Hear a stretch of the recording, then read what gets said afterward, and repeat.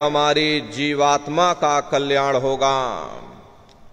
इन सभी प्रश्नों की जानकारी आपको सत्संग के माध्यम से प्राप्त होगी। इसलिए प्रेमी भाई बहनों, जो भी वचन आपको सुनाए जाएं, एक एक वचन को बड़े ध्यान के साथ सुनिएगा और समझने की कोशिश करिएगा। प्रेमी भाई बहनों, यह मनुष्य शरीर हम लोगों को बड़े सौभाग्य से प्राप्त हुआ। ये जीवन बहुत अनमोल है।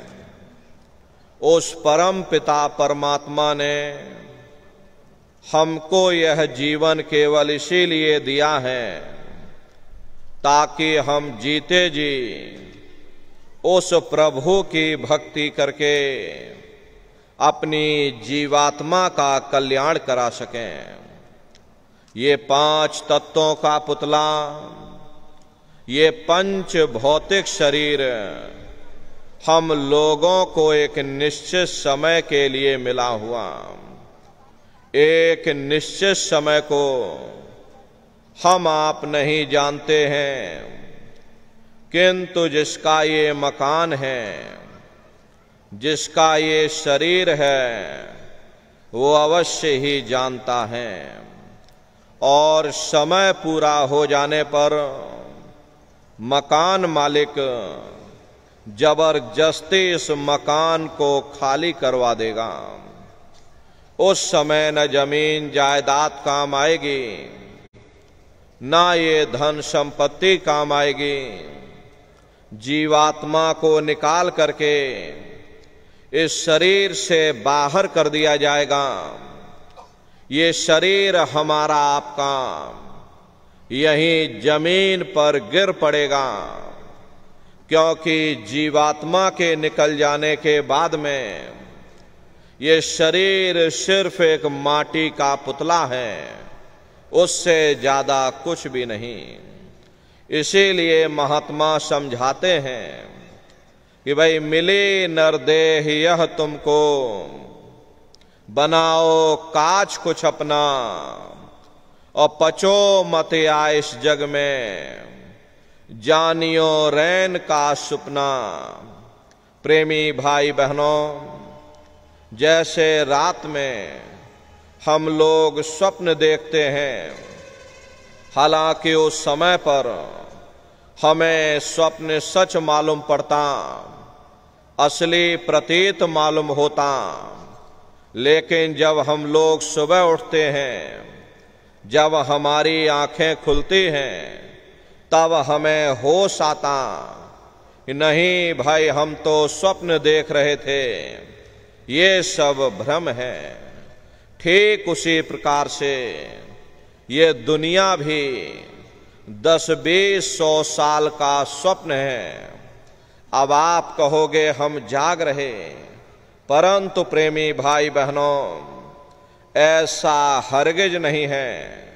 जिस दिन मौत का वक्त आएगा, हम आप रोएंगे, हाय हाय करके चिल्लाएंगे कि हाय, हमने सारी जिंदगी यूं ही स्वप्न में गुजार दी, जागने का समय तो अभी आया था, जो कुछ करना था अभी करना था। लेकिन प्रेमी भाई बहनों, अब पछताए होत क्या, जब चिड़िया चुग गई खेत। महात्मा प्रेम से जीवों को समझाते हैं कि भाई देह और गृह सब झूठा, भरम में काहे को खपना। ये घर बार हमारा अपना नहीं, हरे पराया देश है। ये सराय खाना है, ये मुसाफिर खाना है। ये शरीर भी तुम्हारा अपना नहीं, ये भी काल का पिंजरा है, किराए का मकान है, पराया मकान है। किसी को 40-50 साल के लिए मिला, किसी को 80-90-100 साल के लिए मिल गया।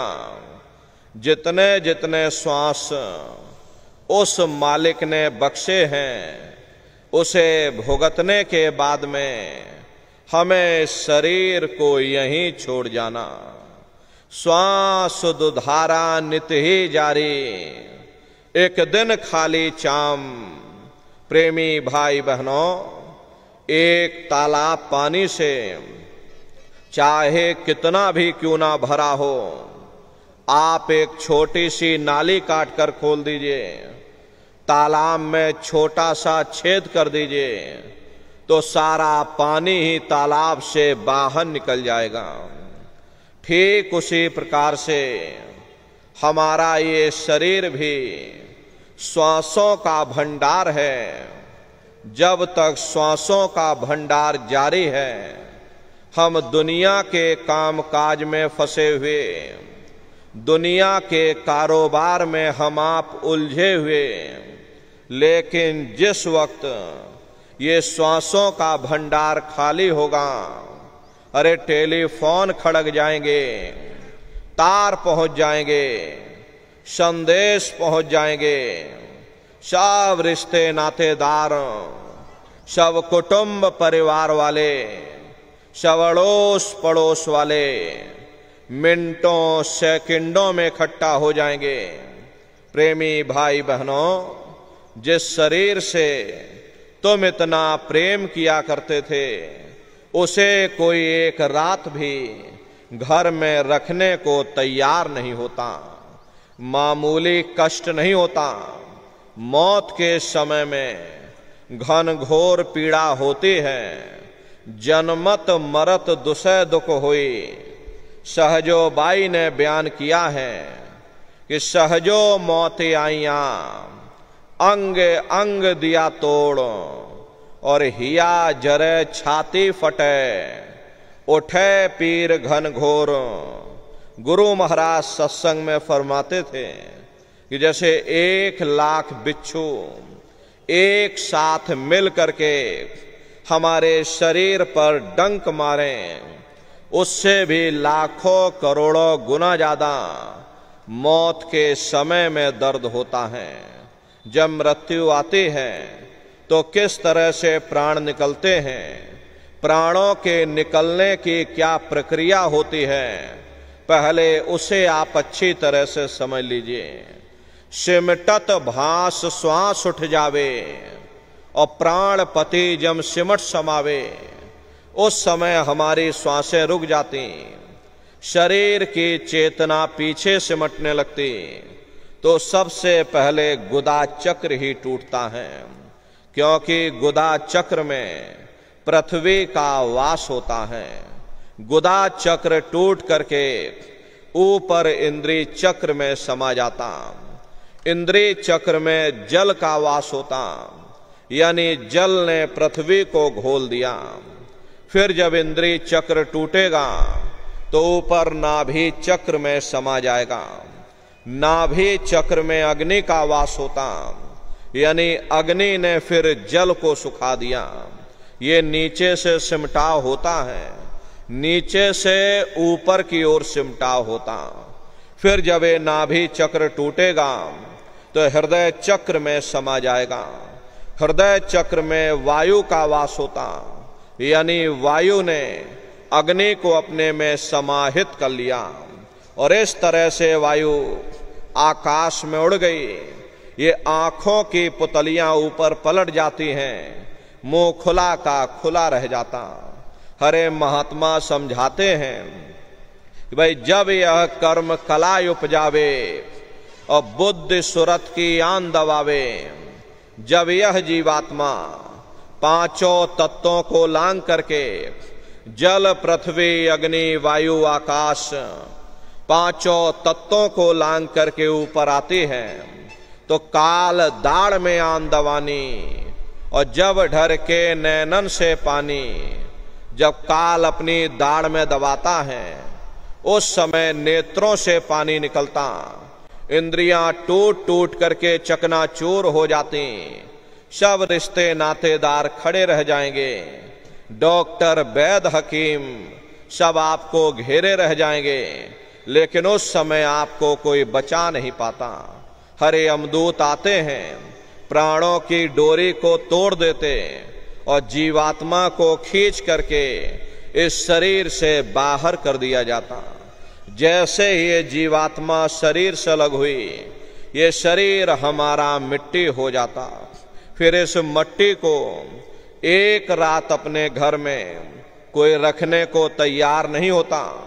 अरे आपके कितने भी सगे संबंधी क्यों ना हो, खास नात रिश्तेदार क्यों ना हो, लेकिन एक रात कोई घर में मट्टी रखने के लिए तैयार नहीं होते। कहते भाई जल्दी करो जल्दी करो, अब इनकी शक्ल देखने में हमको डर लग रहा, जल्दी से बाजार से कफन खरीद के लाओ, जल्दी से लकड़ियां खरीद के लाओ, जल्दी से चिता तैयार करो, इनको घर में से जल्दी से उठा ले जाओ, वहीं शमशान भूमि पर जला देना। ये जो घर में इनके कपड़े लत्ते पड़े हुए, हर इनके कपड़े लत्ते भी उठा ले जाओ, वहीं शमशान भूमि पर जला देना। जिस बिस्तर पर ये लेटे रहे, ये बिस्तर भी अशुद्ध हो गया। अब इनकी छुई हुई चीज हमको घर में एक नहीं चाहिए, इसलिए इनका बिस्तर भी उठा ले जाओ, वहीं शमशान भूमि पर जला देना। लेकिन उसने कोई सोने की अंगूठी पहनी होगी, उसे धीरे से उतार करके जेब में रख लोगे, बस वही एक अशुद्ध नहीं होगा और बाकी सब अशुद्ध हो जाएगा। हरे महात्मा कहते हैं कि भाई कुटुंब परिवार मतलब काम, बिना धन पास नहीं जाए। ये रिश्ते नातेदार, ये कुटुंब परिवार वाले, ये सब स्वार्थ के संगी साथी हैं।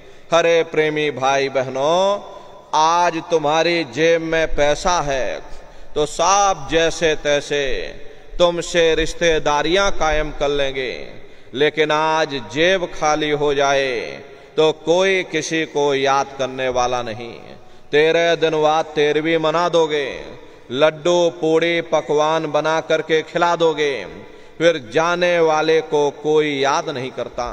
अभी बूढ़े बुजुर्गों से पूछा जाए कि क्या तुमको तुम्हारे माँ बाप की याद आती है, तो कहेंगे भाई नहीं आती।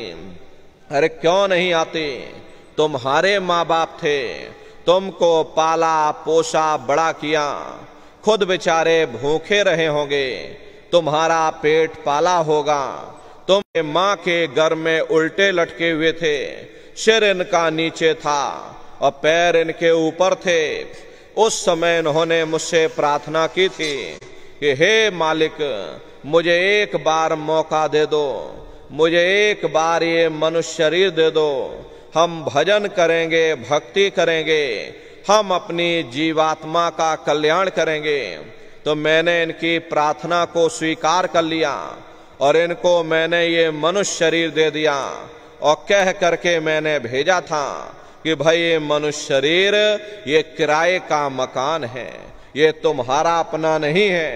अगर ये तुम्हारा अपना होता तो हमेशा तुम्हारे पास रहता, ये तुम्हारा अपना नहीं, ये मैंने तुमको कुछ समय के लिए किराए का मकान दिया है। हाँ, तुम अपनी जीवात्मा को मेरे किराए के मकान में बैठा करके और मालिक की भक्ति करके अपनी जीवात्मा का कल्याण करा लेना। मैंने कुछ समय के लिए तुम सबको ये किराए का मकान दिया है, जब समय पूरा होगा मैं अपने सिपाहियों को भेजूंगा, उस समय पर तुम मेरे मकान को खाली कर देना। लेकिन इतना ध्यान रखना कि जैसा साफ सुथरा मैंने तुमको ये किराए का मकान दिया, वैसा ही साफ सुथरा तुम मुझको वापस लौटाना। लेकिन इस किराए के मकान में बैठ करके इन्होंने अच्छे बुरे कर्म कर डाले, मेरे किराए के मकान को इन्होंने अपने कर्मों से गंदा कर दिया, इसलिए कर्मों की सजा इनको मिलेगी। ले जाओ इनको फलाने नरक में डाल दो। हरे महात्मा कभी झूठ नहीं बोलते। महात्माओं ने जब साधना किया और साधना करके जब ऊपर गए और ऊपर जा करके जब उन्होंने नरकों का हाल देखा तो हमारी आपकी जानकारी के लिए उन्होंने धर्म ग्रंथों में लिख दिया कि लोह के खम्भ तपत के माही, और जहां जीव को ले चिपटाई वहां लोहे के खंबे अग्नि से धधक धधक कर लाल हो रहे। ऐसे खोटे जीवों को उन खंभों में चिपटाया जाता। जीव हाय हाय करके तड़फता है। तड़फ तड़फ जीव जुलम बुखारी, और तपत खम्भ दुख उपजे भारी। असहनी वेदना होती, असहनी दुख दर्द होता। जीव वहां रोता और चिल्लाता रहता। वहां कोई तुम्हारी पुकार सुनने वाला नहीं, कोई तुम्हारी दर्द भरी आवाज को सुनने वाला नहीं। हरे नर नारियों, ये दुर्दशा क्यों हो गई? क्योंकि हम लोग मनमुखी हो गए, मन के कहे पर चलने लग गए। मन के कहे पर चल करके अच्छे बुरे कर्म करने लग गए। कर्मों का ये जखीरा अंबार के अंबार हमने अपने सिर पर लाद लिए। आज उन्हीं कर्मों का भोग पा रहे। हरे महात्मा कहते हैं कि भाई नर के अनेक अन्योर हैं, कहाँ लग कहूँ बखान। और दुख भोगते यह जीव जो, जाने जो भोग समान। कहते भाई एक नरक नहीं, ऐसे वहां पर अनेकों अनेक नरक बने हुए। अलग अलग खोटे पाप कर्मों के वहां पर अलग अलग नरक बने हुए। ये जीव अपने अपने कर्म के अनुसार अनंतों अनंत युगों तक, वर्षों की बात नहीं कर रहे, अनंतों अनंत युगों तक जीव नरकों की यातनाओं को भोगता रहता। और नरकों की यातनाएं भोगने के बाद में इसी जीवात्मा को सीधे मनुष्य शरीर नहीं दिया जाता, बल्कि से 4 खान 84 लाख योनियों में डाल दिया जाता। जैसे बच्चा होता है, बच्चा पहले कक्षा 1 पास करेगा, फिर कक्षा 2 में जाएगा। ऐसे ही वहां पर भी पूरा चैनल बना हुआ। नरकों की यातनाओं को भोगने के बाद में इन्हीं जीवात्माओं को 4 खान 84 लाख योनियों में डाल दिया जाता। प्रेमी भाई बहनों, ये 4 खान 84 लाख योनियां, ये कोई मामूली योनियां नहीं होती। 4 खान का मतलब होता है अंडज पिंडज उपमज स्थावर। ये 4 खाने होती हैं। पहली श्रेणी पेड़ पौधों की आती, जिनके अंदर पानी का तत्व मौजूद होता है। कभी ये भी मनुष्य हुआ करते थे, लेकिन आज अपने कर्मों का भोग पा रहे एक जगह पर बेचारे खड़े हुए। दूसरी श्रेणी कीड़े मकोड़ों की आती है, जिनके अंदर पृथ्वी और अग्नि का तत्व मौजूद होता है। तीसरी श्रेणी पंछियों की आती, चौथी चौपाए जानवरों की आती, और 5वीं स्वयं इंसान की आती, जिसके अंदर 5 तत्व जल पृथ्वी अग्नि वायु आकाश 5 तत्व मौजूद होते। प्रेमी भाई बहनों, ये 4 खाने हैं। इनकी अलग अलग कुल 84 लाख योनियां होती हैं। अब आप पेड़ पौधों को देखिए तो ये नीम का पेड़ अलग है, पीपल का पेड़ अलग है, छौकर का पेड़ अलग है। ऐसे ही अलग अलग प्रजातियों के कीड़े मकोड़े, अलग अलग प्रजातियों के पशु पंछी, कुल मिलाकर के 84 लाख योनियां हैं। हम दुनिया के जीव नरकों की यातनाओं को भोगने के बाद में इन्हीं 84 लाख योनियों में डाल दिए जाते हैं। मामूली कष्ट नहीं होता। अरे हमको आपको गर्मी लग गई तो हम लोग छाया में आ गए, सर्दी लग गई कंबल रजाई ओढ़ लिया, भूख लग गई रोटी खा ली, बीमार हो गए अस्पतालों में चले गए, अपना अपना इलाज करवा लिया। लेकिन देखो इन जानवरों को, क्या गर्मी, क्या सर्दी, क्या बरसात, एक एक रोटी के टुकड़े के लिए बेचारे दर बदर भटकते रहते। किसी का हाथ कट गया, किसी का पैर कट गया, किसी को जीते जी काट डाला, मुर्गी की गर्दन ही मरोड़ डाली। अरे उनको भी दर्द होता, उनको भी तकलीफ होती, लेकिन वे बेचारे बेजुबान हैं, कुछ बोल नहीं पाते, कुछ बता नहीं पाते। हम लोगों के अंदर जुबान है, हम लोग बोल बता देते, वे सिर्फ रोते और चिल्लाते रहते। अरे कौन उनकी पुकार सुनने वाला? प्रेमी भाई बहनों, कोई सुनने वाला नहीं। मादा बिच्छू होते हैं। मादा बिच्छू की मौत कैसे होती? मादा बिच्छू जब अपने बच्चे को जन्म देती है तो उसी के बच्चे अपनी भूख को मिटाने के लिए अपनी माँ की पीठ पर चढ़ जाते हैं और उसी के मांस को नोच नोच करके खाते हैं। वो तड़पती रहती है, कराहती रहती, लेकिन जब तक हड्डी हड्डी न बच जाए उसके बच्चे अपनी माँ की पीठ से नीचे नहीं उतरते। ऐसे न जाने कितने जीव जंतु इस संसार में भरे पड़े हुए। अरे कई जन्म भय कीट पतंगा, कई जन्म भय मीन कुरंगा, कई जन्म पंखी सर्प होयो, कई जन्म है वर वृक्ष जोयो। मिल जगदीश मिलन की वरिया और चिरंकार यह देश सजरिया। करोड़ों करोड़ युगों से हम आप नरकों की यातनाओं को भोगने के बाद फिर कभी कीड़े पतंगों की योनि में, कभी पेड़ पौधों की योनि में, तो कभी पशु और पंछियों की योनि में भटका खाते। प्रेमी भाई बहनों, 84 लाख योनियों की सबसे जो आखिरी योनि होती है वो गाय और बैल की योनि होती है। गाय स्त्री का रूप लेती है और बैल पुरुष का रूप लेते हैं। ये 84 लाख योनियों की सबसे आखिरी योनि यानी कि अंतिम पायदान होता है।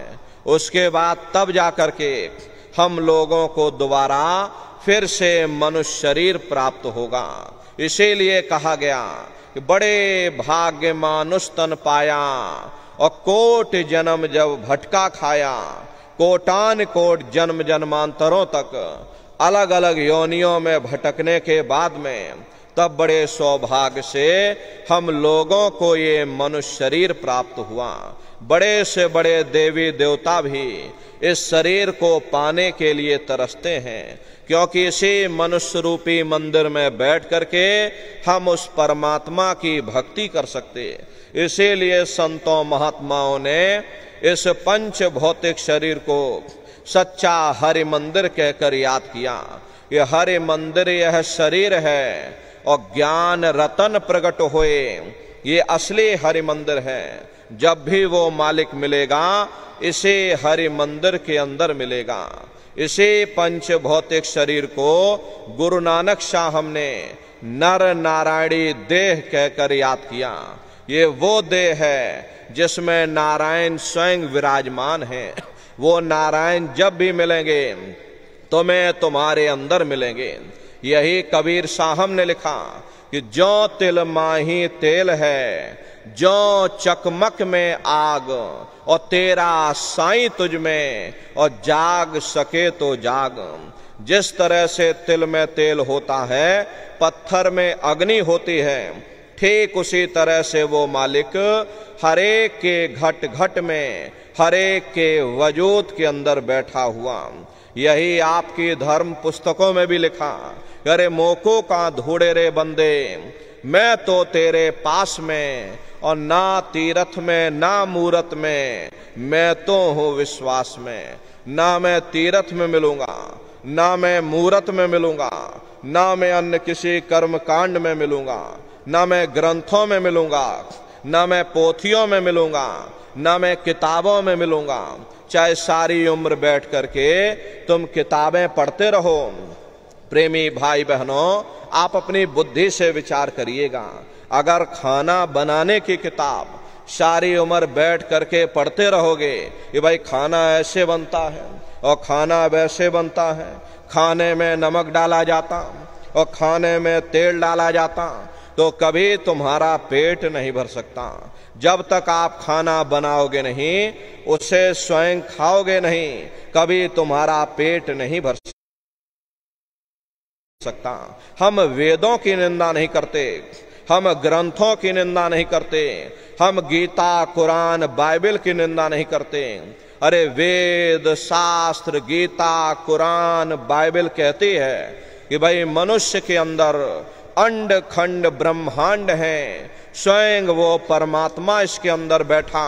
चलो अंदर चलो, अंदर चल करके उस परमात्मा का दर्शन दीदार करो। अब सवाल ये उठता है, भाई आखिर हम अपने अंदर जा करके उस परमात्मा का दर्शन कैसे करेंगे? तो इसके लिए संतों महात्माओं ने केवल 3 साधन बताए। साधन 3 सारे उनवर्णे, और साधन सब थोथे मान। इस कलयुग में उस मालिक को पाने के लिए महात्माओं ने केवल 3 साधना बताई। पहला है सुमरन, दूसरा है ध्यान, और तीसरा है भजन।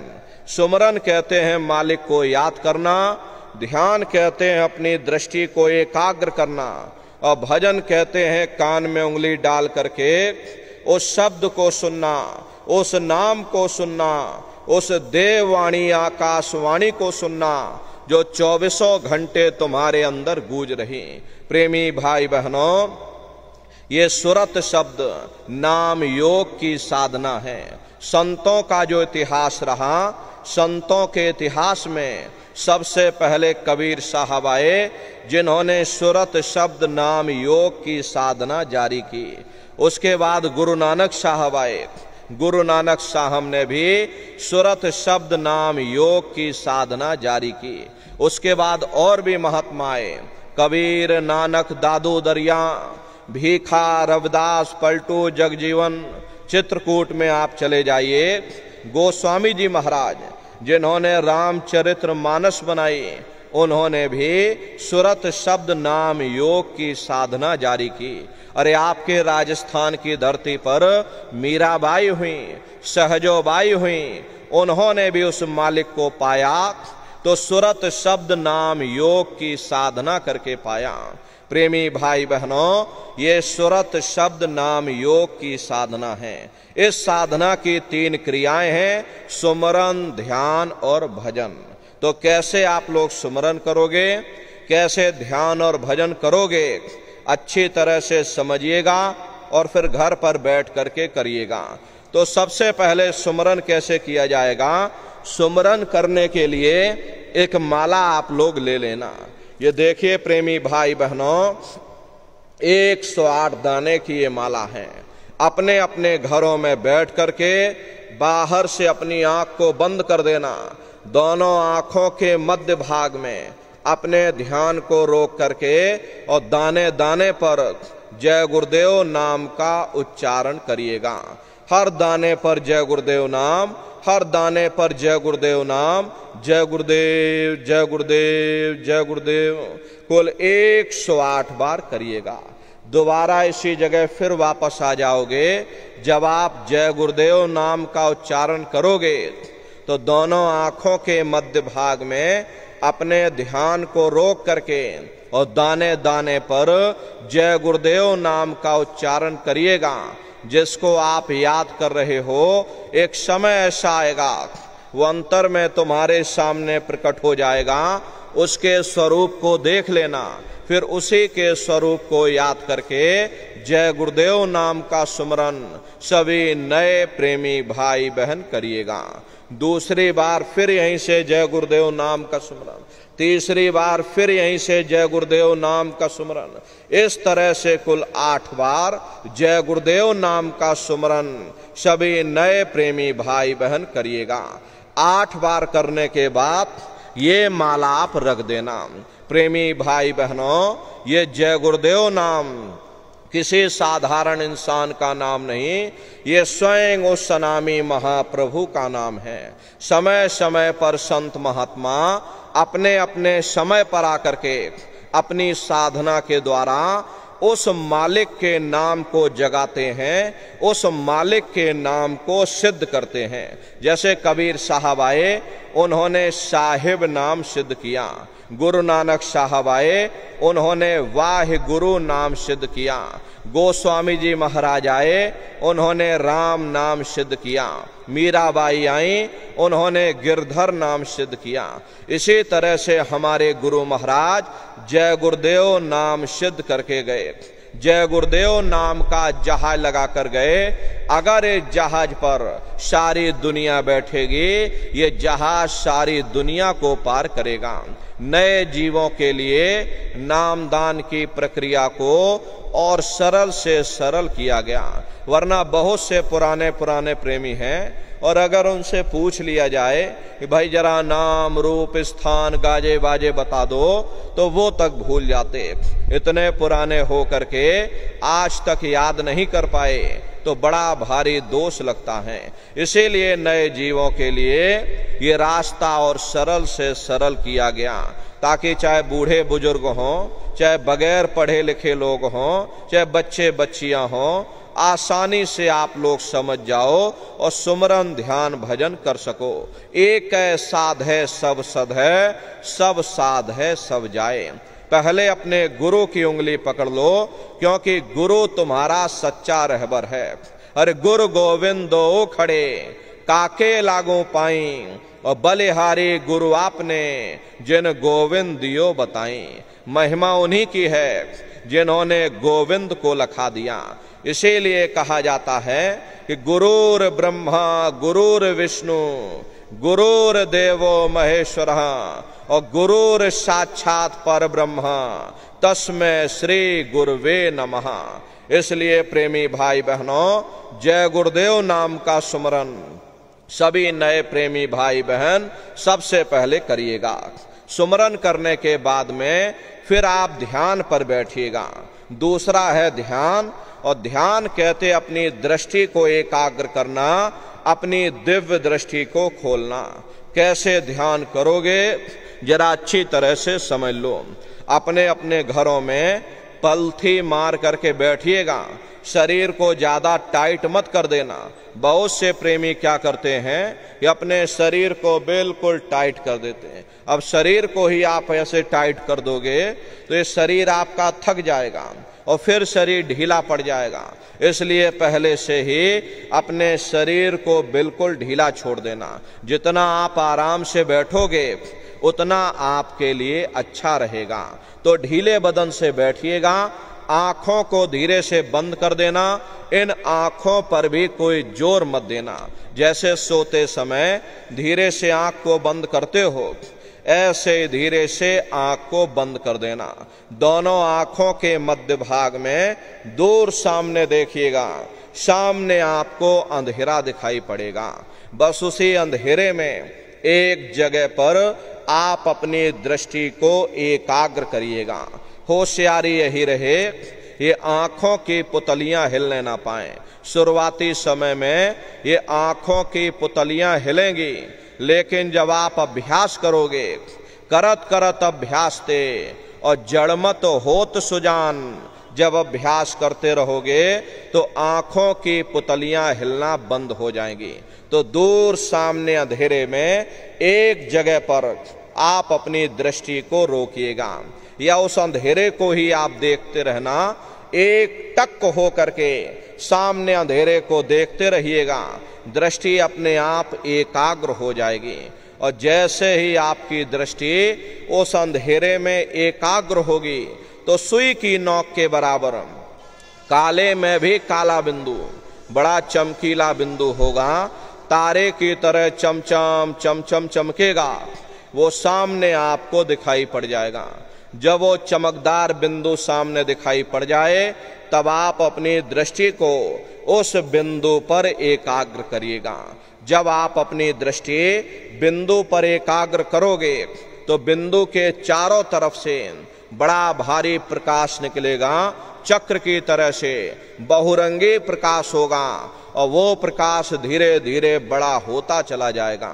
साधक इतना मोहित हो जाता है कि बिंदु को तो छोड़ देता और दाएं बाएं प्रकाश को देखने में लग जाता। जब आप दाएं बाएं प्रकाश को देखने में लग जाओगे, क्योंकि प्रकाश उस बिंदु से निकल रहा और आपने बिंदु को छोड़ दिया, प्रकाश को देखने में लग गए, तो प्रकाश भी गायब हो जाएगा, वो बिंदु भी गायब हो जाएगा। फिर अंतर में अंधेरा छा जाएगा, फिर आपको उतनी मेहनत करनी पड़ेगी। इसलिए दाएं बाएं बिल्कुल मत देखिएगा। आपका निशाना उस बिंदु पर टिका रहे जिसमें से वो प्रकाश निकल रहा। वही बिंदु दरवाजा है, वही बिंदु खिड़की है। उसी को हरि का द्वार यानी कि हरिद्वार कहा गया। बहुत विशाल वो दरवाजा, जब एक टक हो करके आप उस बिंदु को देखते रहोगे तो वो बिंदु फट जाएगा, वो दरवाजा खुल जाएगा, ये शिव नेत्र खुल जाएगा, ये दिव्य दृष्टि खुल जाएगी और आप दरवाजे के अंदर दाखिल हो जाओगे। एक बार प्रेमी भाई बहनों ये दिव्य दृष्टि खुल जाए, फिर क्या भूत क्या भविष्य और क्या वर्तमान कोई भेद आपसे गुप्त नहीं रहेगा। लाखों वर्ष पहले क्या हुआ था और भविष्य में क्या होने वाला है, आप बैठ करके ध्यान में सब कुछ देख सकते हो। तो यह है ध्यान करने का तरीका। और तीसरा है भजन। गाने बजाने का नाम भजन नहीं है, नाच गाना ढोल मजीरा का नाम भजन नहीं है। भजन कहते हैं उस रूहानी आवाज को सुनना जो 24 घंटे तुम्हारे अंदर गूंज रही। कैसे भजन करोगे जरा अच्छी तरह से समझ लीजिए। ये दोनों उंगली कानों में डाल करके ये कानों को बंद कर लेना। कान इसीलिए बंद किए जाते हैं ताकि बाहर की कोई आवाज हमको सुनाई ना पड़े। अपनी सुविधा के अनुसार बैठिएगा। कुर्सी पर चाहे कुर्सी पर बैठ जाओ, सोफे पर चाहे सोफे पर बैठ जाइए, या कोई तकिया इस तरह से रख लेना और दोनों कोहनी यहाँ रख करके दोनों उंगली कानों में डाल करके ये कानों को बंद कर लेना। बहुत सी हमारी माताएं बहनें हैं, बूढ़े बुजुर्ग हैं, अरे भाई आपके घुटनों में दर्द होता है, रीढ़ की हड्डी में दर्द होता, अब आप बैठ करके भजन नहीं कर पाते हो तो आप लेट करके भजन करिएगा। ऐसे सीधे लेट जाना, लेटे लेटे आंख और कान को बंद कर देना। मतलब तो आंख और कान को बंद करना है, चाहे आप लेट करके करो चाहे आप बैठ करके करो। यही कहा गया, ये आंख कान मुख बंद कराओ, अनहद झिंगा शब्द सुनाओ। यानी पहले अपनी आंख को बंद करो, अपने मुख को बंद करो, दोनों उंगली कानों में डाल करके ये कानों को बंद कर लो और ऊंचे से ऊंचा ध्यान दे करके उस आवाज को सुनने की कोशिश करो। प्रेमी भाई बहनों, जब आप अपने कानों को बंद करके ऊंचा ध्यान दे करके गौर से सुनोगे तो आपको ऐसा अनुभव होगा कि कहीं सीटी जैसी आवाज हमारे कानों में बज रही। टी, इस तरह से सीटी जैसी आवाज शुरू में आप सभी को सुनाई पड़ेगी। करना कुछ नहीं है, लेटे हो चाहे बैठे हो, बस आप उस आवाज को सुनते रहना। सुनते सुनते उसी में लीन हो जाओ।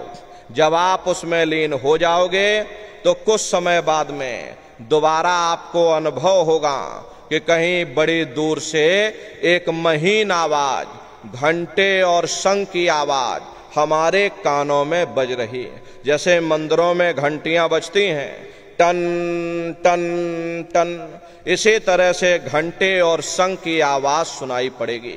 उसी घंटे शंख की आवाज को महात्माओं ने शब्द कहा।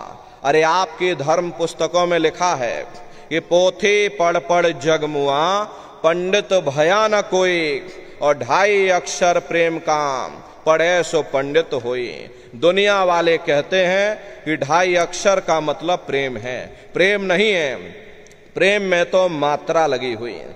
यहाँ पर जिस 2.5 अक्षर का वर्णन उन महात्माओं ने किया था वो है शब्द शा, आदा, बा और दा। उसी शब्द को महात्माओं ने नाम कहा। कलयुग केवल नाम यधारा, सुमेर सुमेर नर उतरहि पारा। कलयुग में केवल नाम का आधार है, वो नाम तुम्हारे अंदर 24 घंटे गूंज रही, वो आपको सुनाई पड़ेगी। प्रेमी भाई बहनों, जब घंटे शंख की आवाज आपको सुनाई पड़ने लग जाए तब आप उस आवाज को पकड़ लेना, उसको सुनने लग जाना। जब आप उसको सुनने लग जाओगे तो वो आवाज धीरे धीरे बढ़ना शुरू होगी और बढ़ते बढ़ते इस कदर बढ़ेगी कि आपके रोम रोम में घंटे और शंख की आवाज गूंजने लग जाएगी। बड़ी घनघोर आवाज होती है, बड़े मधुर वो आवाज होती। ये जो दुनिया के आप संगीत सुनते हो, उस रूहानी संगीत के सामने ये दुनिया के संगीत कुछ नहीं है। जब आप उस रूहानी संगीत को सुनोगे, इतना भारी आनंद आपके ऊपर छा जाएगा, इतनी खुशी आपको होगी, ऐसा नशा आपके ऊपर चढ़ जाएगा, इतना आप उस आवाज में खो जाओगे या आप सारी दुनिया को भूल जाओगे। प्रेमी भाई बहनों, शंकर भगवान को वही नशा चढ़ा था। शंकर भगवान कोई गांजा भांग नहीं पीते थे। ये तो हमने आपने शंकर भगवान को भी बदनाम कर दिया कि शंकर भगवान गांजा भांग पीते थे तो चलो हम भी गांजा भांग पिएंगे। लेकिन ऐ नर नारियों, शंकर भगवान ने कभी गांजा भांग नहीं पिया। शंकर भगवान जिस नशे में लीन रहते थे वो नाम का नशा था, वो ध्यान का नशा था, वो भक्ति का नशा था। जब आप उस आवाज को सुनोगे तो आपको भी वो नशा चढ़ जाएगा, क्योंकि उस आवाज में चुंबक है। जब आप उस आवाज को सुनोगे तो वो आवाज आपको अपनी ओर खींचेगी, और जब खिंचाव होगा तो जीवात्मा का फैला हुआ प्रकाश ये 9 दरवाजों से सिमटने लगेगा। अब ये 9 दरवाजे कौन कौन से हैं? देखो प्रेमी भाई बहनों, अच्छी तरह समझिएगा, ये बहुत बड़ा विज्ञान है। दुनिया का विज्ञान जब समाप्त हो जाएगा तो ये विज्ञान प्रारंभ होगा। तो 9 दरवाजे कौन कौन से हैं? 2 आंख, 2 कान, 2 नाक के सुराख, 1 मुंह और 2 मलमूत्र का रास्ता।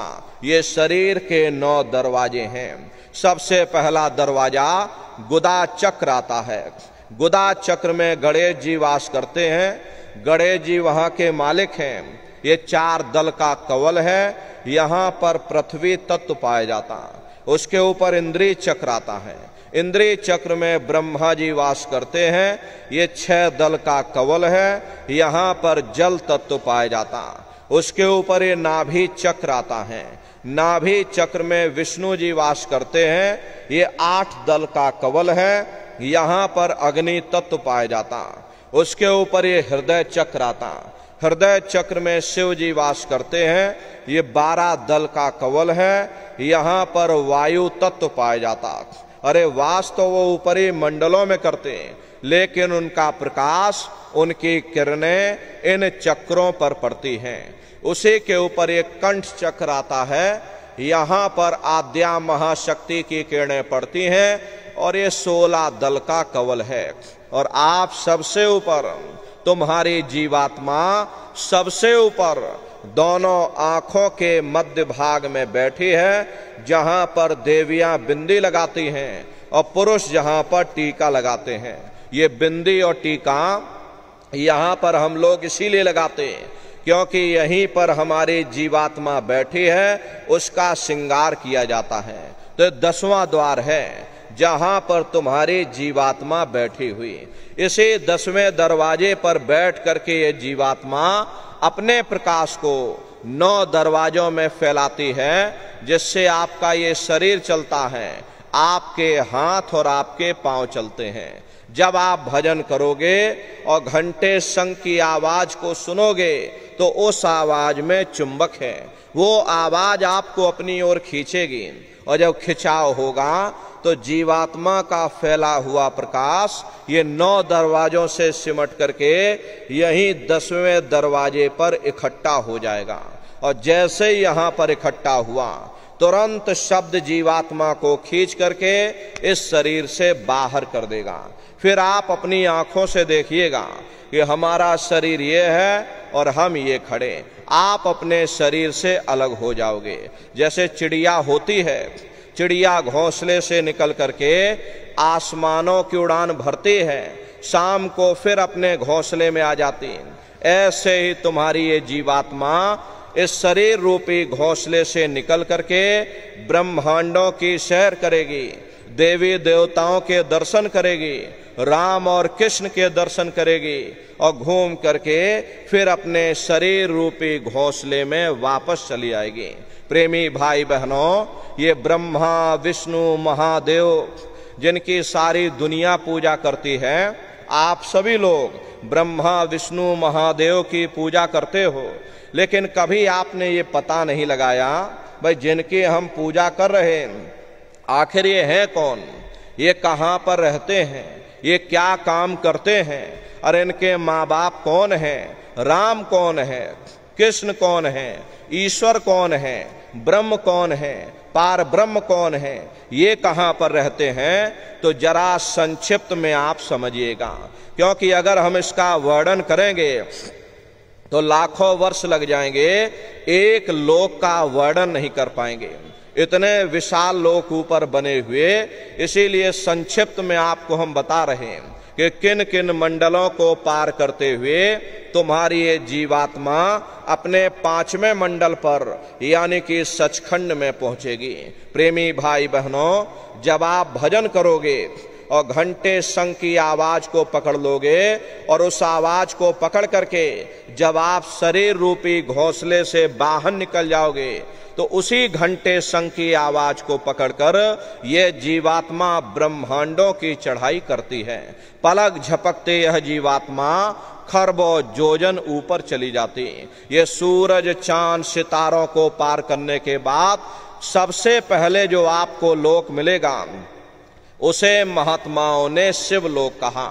शिवलोक तमोगुणी स्थान है, वहां के मालिक शिव जी हैं, वो पार्वती जी के साथ उस लोक में विराजमान हैं। शिव जी का दर्शन करने के बाद फिर जब आप ऊपर चढ़ोगे उसी के ऊपर ब्रह्मा जी का लोक आएगा। ब्रह्मा जी का लोक वो रजोगुणी स्थान है, वहां के मालिक ब्रह्मा जी हैं, वो गायत्री सावित्री और सरस्वती के साथ उस लोक में विराजमान हैं। और ब्रह्मा जी का दर्शन करने के बाद फिर घंटे शंख की आवाज को पकड़ करके फिर जब आप ऊपर चढ़ोगे उसी के ऊपर विष्णु लोक आएगा। विष्णु लोक वो सतोगुणी स्थान है, वहां के मालिक विष्णु जी हैं, उनका बड़ा मनमोहक स्वरूप है। उनकी 4 भुजाएं हैं और चारों भुजाओं में शंख गदा पद्म और चक्र सुशोभित हैं। और आप क्षीर सागर में लक्ष्मी जी के साथ विराजमान हैं। ये तीनों देवता ब्रह्मा विष्णु और महादेव अपने अपने लोक में बैठ करके राज कर रहे। एक रचयिता है जो जीवों को रचता है, एक पालनहार है जो जीवों को पालता है, और एक संहार करता जो जीवों को नष्ट कर देता। इनकी जो माता हैं वो आद्या महाशक्ति हैं। ब्रह्मा विष्णु महादेव लोक के ऊपर वो आद्या महाशक्ति का लोक आता है, और उसी लोक को पार करने के बाद सबसे पहला देश पड़ता है, या यूं कह लीजिए कि पहली राजधानी पड़ती है, जिसे महात्माओं ने सहस दल कवल कहा। वो राजधानी है, ये ब्रह्मा विष्णु महादेव के जो लोक हैं उस राजधानी के अंतर्गत आने वाले जिले हैं। जैसे आपके राजस्थान की राजधानी ये जयपुर है, ये दुदू आपका जिला बन गया। इसी तरह से प्रेमी भाई बहनों वो सहस दल कवल राजधानी है। राजधानी का जो मालिक है वो निरंजन भगवान है। ये ब्रह्मा विष्णु महादेव ये निरंजन भगवान के ही पुत्र हैं, और ये आद्या महाशक्ति ये निरंजन भगवान की अर्धांगिनी है। निरंजन भगवान स्वयं तीनों लोकों के मालिक हैं। उन्हीं को त्रिलोकीनाथ कहा जाता। हिंदू उन्हीं को परमात्मा कहते, मुसलमान उन्हीं को खुदा कहते, ईसाई उन्हीं को गॉड कहते।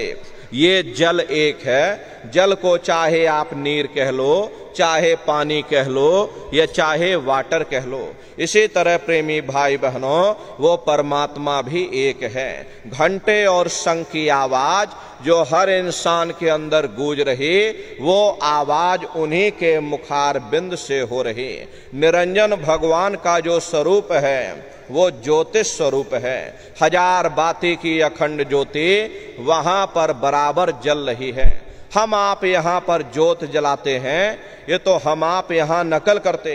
महात्माओं ने चिन्ह बता दिया कि भाई इनका ऐसा चिन्ह है, इस ज्योत में तेल की जरूरत पड़ती है, बाती की जरूरत पड़ती, लेकिन वो अखंड ज्योति ऐसी है जिसमें ना तेल की जरूरत है और ना बाती की जरूरत है। पलटू साहब ने जिक्र किया है कि उल्टा कुआं गगन में और तिस्मय जरे चिराग, और तिस्मय जरे चिराग, बिना रोगन बिन बाती, और 6 ऋतु 12 मास जरत रहे दिन राती, और सतगुर मिले जो होए ताहि की नजर में आवे, और बिन सतगुर नहीं कोई वाह को दर्शावे। वो अखंड ज्योति ऐसी है जिससे पूरा ब्रह्मांड प्रकाशवान हो रहा। जितनी भी अवतारी शक्तियां आई, राम आए, राम को वहीं से नीचे उतारा गया। इसीलिए उस देश को अयोध्या नगरी या कौशलपुर देश कहा गया। गोस्वामी जी महाराज जब साधना करके वहां पहुंचे, तभी गोस्वामी जी महाराज ने रामचरितमानस में लिख दिया। क्या उन्होंने रामचरितमानस में लिखा? देखिए, गोस्वामी जी महाराज कहते हैं कि मोद्यो नैन त्रिशत में भयो, पुण्य चितवत कौशलपुर गयो। जब मैंने अपने बाहर की आंख बंद की, मेरी अंतर की आंख खुल गई और मैं क्या देख रहा हूं, मैं कौशलपुर देश में पहुंच गया। मोहे विलोक राम मुस्काई, मुझे देख करके राम भगवान प्रसन्न हो गए। उन्होंने ऊपर जाने का मुझे रास्ता दे दिया। मैं ऊपर जा करके क्या देख रहा हूं कि उधर माज सुन अंडज राया, देखे बहु ब्रह्मांड निकाया, अति विचित्रता लोके अनेका, रचना अधिक एक ते एका। विचित्र विचित्र भांत के वहां पर लोग बने हुए, एक से सुंदर एक सोने के महल वहां पर बने जिनकी शोभा अवर्णीय है। प्रेमी भाई बहनों, वो राम भगवान का देश है, वो असली अयोध्या नगरी है। जब आप वहां पर पहुंचोगे और वहां की रचनाओं को देखोगे तो देखते ही रह जाओगे कि ये क्या ईश्वर की लीला है, कैसे उसकी कारीगरी है, अनंत उसकी सत्ता है, अनंत ही उसका प्रकाश है। हरे प्रेमी भाई बहनों, उसी आनंद को पा करके बड़े बड़े राजे महाराजाओं ने अपने राजकाज पर ठोकरें मार दी और जंगलों में जा करके नंगे हो करके नाचने लगे। इतना आनंद, इतनी खुशी उन साधकों को होती है। मीराबाई को जब ये दौलत मिल गई, मीराबाई ने राजपाट छोड़ दिया।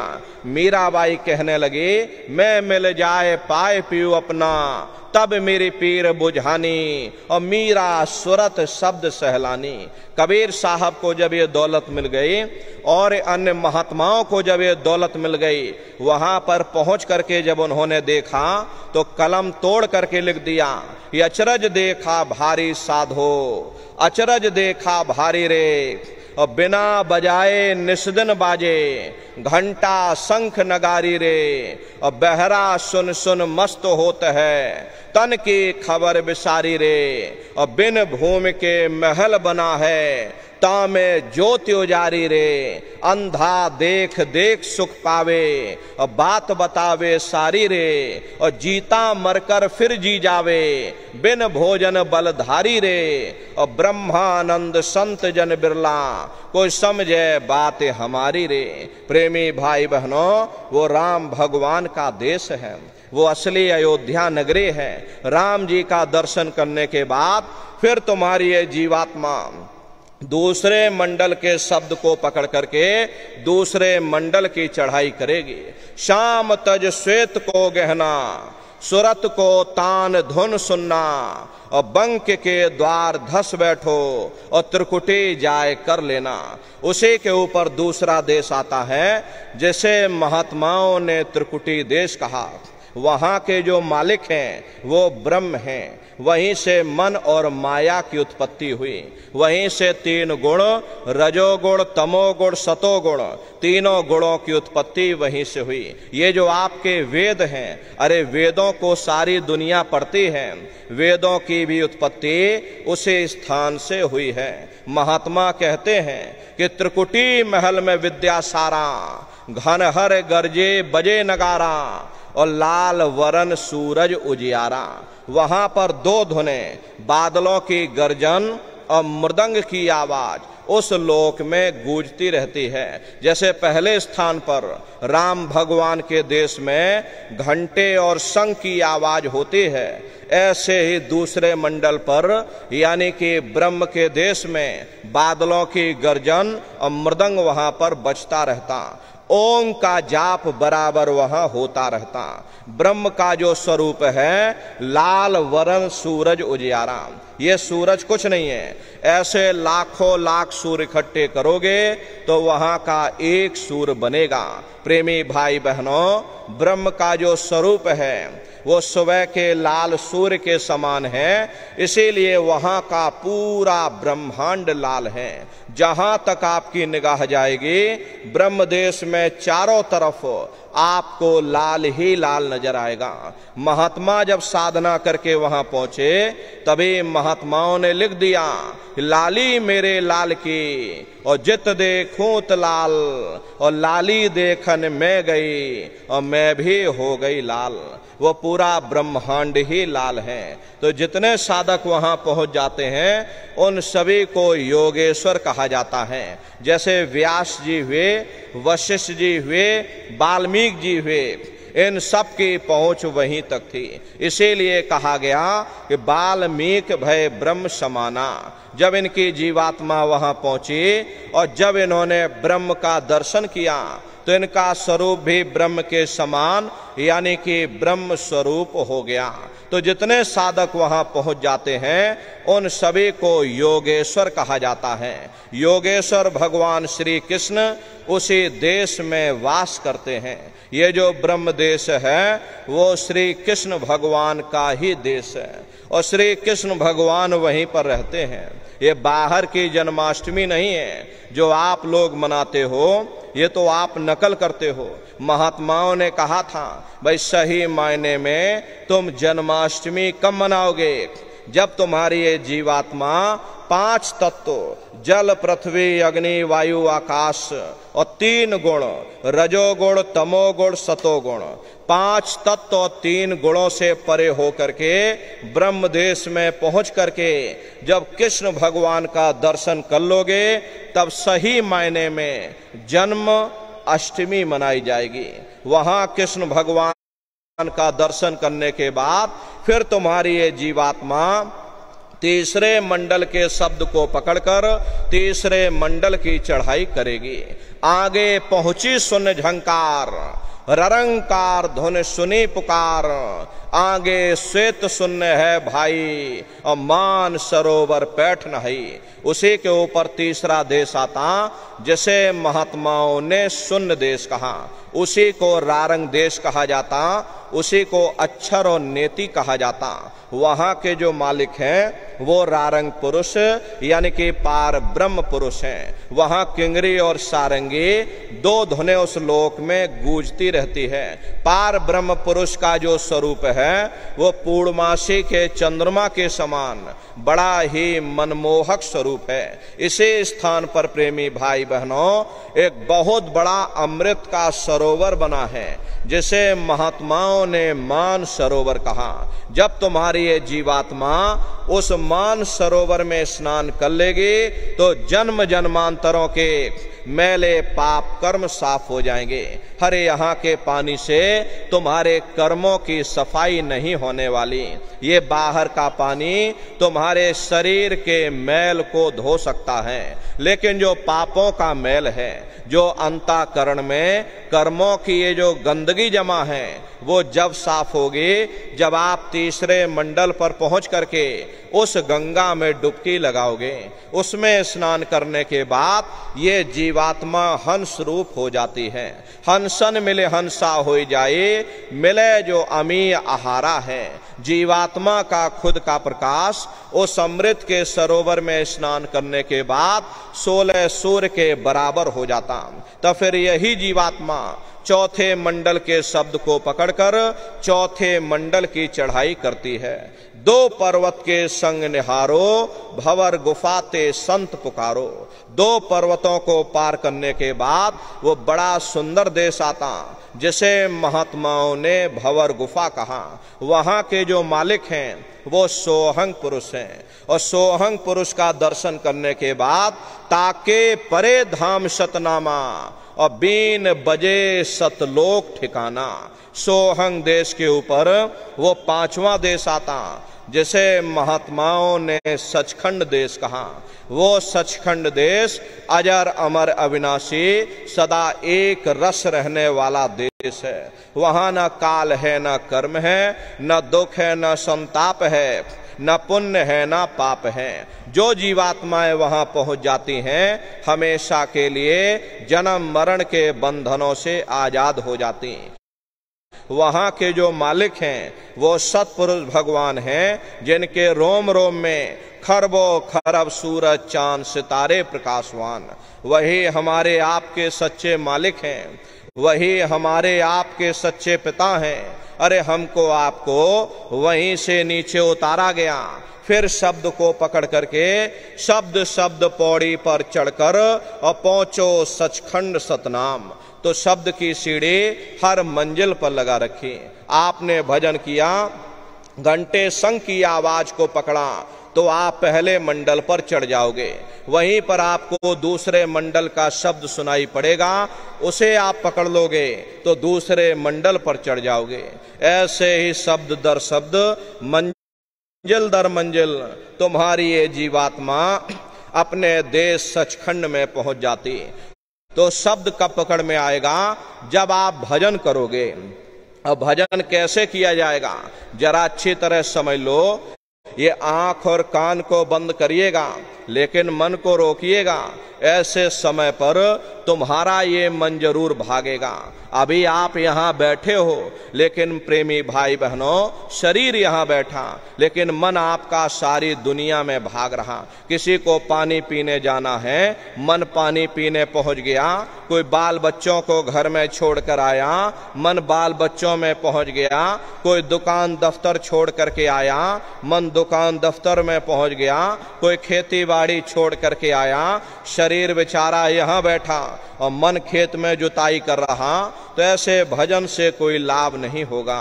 जिन्होंने मार मन डाला उन्हीं को सूरमा कहना, और बड़ा बैरी ये मन घट में इसी का जीतना कठना। अगर दुनिया में कोई हमारा दुश्मन है वो केवल हमारा मन है। ये मन रूपी रावण कब मरेगा? जब 9 द्वारों पर फतेह हासिल करके तुम यहाँ 10वें द्वार पर चढ़ जाओगे, तब सही मायने में दशहरा मनाई जाएगी। ये बाहर की दशहरा नहीं है जो लकड़ी का रावण बना देते हो और फूंक फांक करके घर चले आते हैं, कहते भाई हमने रावण मार दिया। महात्माओं ने कहा था भाई सही मायने में तुम दशहरा कब मनाओगे? जब 9 द्वारों पर फतेह हासिल करके तुम यहाँ 10वें द्वार पर चढ़ जाओगे, तब सही मायने में विजयदशमी मनाई जाएगी। तब ये मन रूपी रावण तुम्हारा मरेगा। तब तुम्हारी ये जीवात्मा, अरे इसी जीवात्मा को महात्माओं ने राम भी कहा। अरे आपकी धर्म पुस्तकों में लिखा है, एक राम दशरथ का बेटा, एक राम घट घट में लेटा, एक राम का सकल पसारा, और एक राम है सबसे न्यारा।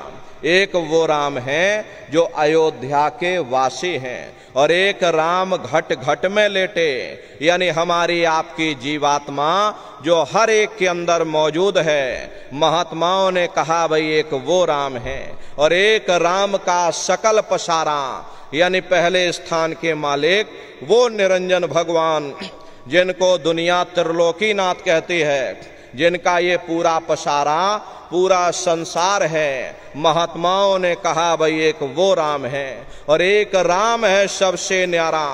5वें स्थान के मालिक वो सतपुरुष भगवान जो हमारे आपके सच्चे पिता हैं। महात्माओं ने कहा भाई एक वो राम है। तो महात्मा तो उस राम की महिमा गाते हैं। मोटी बात आप पकड़िए कि भजन कैसे करोगे, तो ये आंख और कान को बंद कर लेना, ऊंचा ध्यान दे करके सुनना। शुरू शुरू में सीटी जैसी आवाज आप सभी को सुनाई पड़ेगी, उसे आप पकड़ लेना। कुछ समय बाद में दोबारा आपको अनुभव होगा कि कहीं बड़ी दूर से एक महीन आवाज, घंटे और शंख की आवाज हमारे कानों में गूंज रही। जब घंटे शंख की आवाज आपको सुनाई पड़ने लग जाए, तब आप सीटी की आवाज को छोड़ देना और घंटे शंख की आवाज को पकड़ लेना। एक बार प्रेमी भाई बहनों, आप उस आवाज को पकड़ लो, फिर वो आवाज आपको नहीं छोड़ेगी, खींच करके शरीर से बाहर कर देगी। फिर रोज आना, रोज जाना, रोज ब्रह्मांडों की सैर करना, रोज देवी देवताओं के दर्शन करना, रोज राम और कृष्ण के दर्शन करना और घूम करके फिर अपने शरीर रूपी घोंसले में वापस चले आना। तो सुमरन, ध्यान और भजन ये नित्य नियम से आप लोग करिएगा। रास्ता सच्चा है, आप करोगे, आपको अनुभव होगा, दिखाई भी देगा और सुनाई भी पड़ेगा। लेकिन नियम से अभ्यास करिएगा, नागा नहीं होने पाए। अरे आप देखो, शरीर को भोजन देते हो, सुबह दोपहर शाम खाते रहते हैं, लेकिन प्रेमी भाई बहनों, कभी आपने विचार ये नहीं किया, ये जीवात्मा जो जन्म जन्मांतरों से भूखी प्यासी बैठी है और जिसकी शक्ति से तुम्हारा इतना बड़ा ये शरीर चल रहा, तो कभी अपनी जीवात्मा को आपने भोजन नहीं दिया। इसका भोजन शब्द है, इसका भोजन नाम है। अपना ये नियम बनाओ कि पहले हम अपनी जीवात्मा को भोजन देंगे, फिर अपने शरीर को भोजन देंगे। अगर ये नियम आपका बन गया तो आपका लोक भी बन जाएगा और आपका परलोक भी बन जाएगा। प्रेमी भाई बहनों, उस मालिक को पाने के लिए तुम्हें घर बार छोड़ने की जरूरत नहीं है, तुम्हें समाज छोड़ने की जरूरत नहीं है, तुम्हें जात बिरादरी बदलने की जरूरत नहीं है। अरे जात पात के रगड़े झगड़े ये हमारे अपने नहीं हैं, ये सिर्फ हमारे मन की खुराफात है। आप सभी लोग बुद्धिमान हो, अपनी अपनी बुद्धि से आप सभी लोग विचार करिएगा। जब गुरु नानक साहब नहीं आए थे तब कोई सिख नहीं था, जब मोहम्मद साहब नहीं आए थे तब कोई मुसलमान नहीं था, जब ईसा मसीह साहब नहीं आए थे तब कोई ईसाई नहीं था। और पीछे लौटते चले जाओ तो केवल मनुष्य ही मनुष्य रह जाते। ये रगड़े झगड़े किसने पैदा किए? ये हमने आपने पैदा किए। अरे कोई भी महात्मा यहाँ पर आकर के ना कोई कौम बनाने आता है, ना कोई मजहब चलाने आते हैं, और ना ही आप हमारे हाथों में ये डंडे और तलवारें देने के लिए आते। अरे आप तो सच्चा मार्ग, सनातन मार्ग समझाने के लिए इस धरा भूमि पर शरीर रूप में अवतरित होते हैं। हरे प्रेमी भाई बहनों, सुपच जात के भंगी थे, रैदास जी जात के हरजन थे, मीराबाई जात की छत्राणी थी। अगर वे सब उस मालिक को प्राप्त कर सकते हैं तो आप भी उस मालिक को प्राप्त कर सकते हो। जाति पाति पूछे नहीं कोई, और हरि का भजय सो हरि का हुई। लोग यहाँ जात पात बनाते बनाते मर गए, लेकिन ऐ नर नारियों, जब तुम्हारी ये जीवात्मा इस मनुष्य रूपी चोले को छोड़ करके ऊपर धर्मराज के कचहरी में पहुंचेगी तो वहां न तुमसे ये पूछा जाएगा कि भाई तुम किस जाति के हो, तुम किस कौम के हो, तुम किस मजहब के हो, तुम हिंदू हो या मुसलमान हो, तुम हिंदुस्तान से आए हो या तुम पाकिस्तान से आए हो। अरे वहां तुम्हारे कर्म देखे जाएंगे, भक्ति भाव देखा जाएगा, मालिक से मिलने का प्रेम और प्यार देखा जाएगा। इसीलिए महात्मा समझाते हैं, भाई मालिक को पाने के लिए तुम्हें जात बिरादरी बदलने की जरूरत नहीं है, तुम्हें समाज छोड़ने की जरूरत नहीं है, तुम्हें घर परिवार छोड़ने की जरूरत नहीं है, तुम्हें बाल बच्चे छोड़ने की जरूरत नहीं है, तुम्हें साधु सन्यासी और बाबा बनने की जरूरत नहीं। अरे भाई तुम अपने अपने घर परिवार में रहो, अपने अपने बाल बच्चों के साथ रहो, अपने अपने समाज में रहो, समाज की रीत नीति के अनुसार रहो, मेहनत और ईमानदारी से काम करो और 24 घंटे में घंटा 2 घंटा अपनी जीवात्मा के कल्याण के लिए सुरत शब्द नाम की कमाई यानी सुमरन, ध्यान और भजन करिएगा। प्रेमी भाई बहनों, यही दौलत तुम्हारे काम आएगी और बाकी सब यहीं पड़ा रह जाएगा। सुई की एक नोक भी तुम्हारे साथ में जाने वाली नहीं है। अरे बड़े बड़े राजे महाराजे आए, सारी जिंदगी उन्होंने ये किला बनाते बनाते गुजार दिया। आज उनके किलों को जाकर देखिए, आज खंडहर बने पड़े हुए। विश्व विजेता सिकंदर सारी दुनिया पर राज करने का ख्वाब देखता था, वो भी मुट्ठी खोल करके चला गया। कोई क्या साथ लेकर के जाएगा? जो चीज तुम्हारे साथ में जाने वाली है वो केवल परमात्मा की भक्ति है, सुरत शब्द नाम की कमाई है। इसलिए प्रेमी भाई बहनों, वो दौलत कमा लो जो अंत समय में तुम्हारे काम आवे। अरे आप कहीं पहले रिश्ते नातेदारी में जाते हो, यहाँ भी आप सत्संग सुनने आए हो तो पूरा बंदोबस्त करके चले होगे।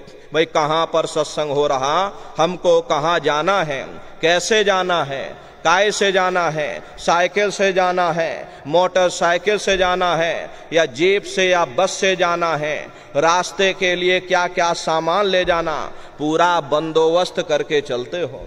फिर आप ये कैसे भूल गए कि शरीर को छोड़ करके हमें कहीं और भी जाना है, किस राह जाना है, कैसे जाना है, कहाँ जाना है, रास्ते के लिए क्या क्या सामान ले जाना, हम लोग कभी उस पर विचार नहीं करते। मोह माया की गफलत में मनुष्य की अकल मारी गई, मनुष्य विचार ही नहीं कर पाता।